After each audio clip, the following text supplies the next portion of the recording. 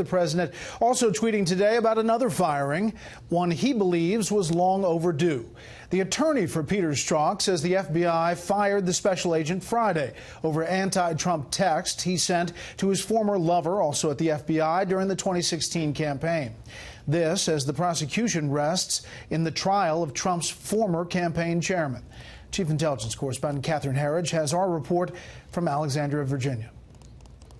There's simply no evidence of bias in my professional actions. FBI agent Peter Strzok, who was kicked off special counsel Robert Mueller's Russia probe for anti-Trump texts, was officially fired by the FBI Friday afternoon.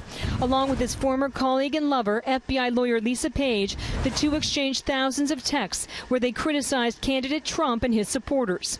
In a lengthy statement, Strzok's lawyer said the FBI's deputy director overruled the Bureau's disciplinary review that recommended a 60-day suspension and demotion, implying it was political. Quote, "This decision should be deeply troubling to all Americans.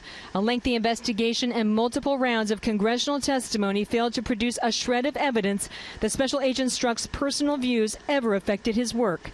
Strzok testified under oath last month. Not once in my 26 years of defending our nation did my personal opinions impact any official action I took. This is true for the Clinton email investigation and for every other investigation I've worked on. It is not who I am, and it is not something I would ever do. Strzok's attorney singled out FBI Director Christopher Wray, alleging Strzok's termination was a departure from typical Bureau practice and contradicts Director Wray's testimony to Congress and his assurances. Wray laid out his approach at a recent national security conference. I'm not going to make decisions based on yelling and screaming.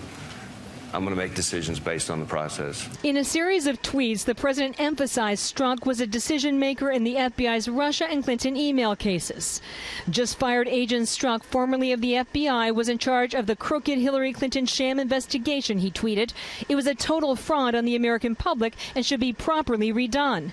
Though the attorney general recused himself from the Russia probe, a senior House Republican told Fox he can still take action. Name an individual, perhaps a U.S. attorney or even a retired U.S. attorney, to investigate this agency, to have full access, to have subpoena authority, and to get to the bottom and the top of all of this past misconduct. The FBI declined to comment today on Strzok's termination, which is standard because the Bureau doesn't publicly discuss personnel matters, Brett. And you're at the federal courthouse there in Alexandria, where the Paul Manafort trial taking place. Some movement today. Well, that's right, Brett. Just over an hour ago, the prosecution rested its case after calling two final witnesses, including a Treasury Department official who took the stand for a second time and testified that Paul Manafort and his business partner Rick Gates, the government's star witness, never filed paperwork to document the foreign bank accounts for their company.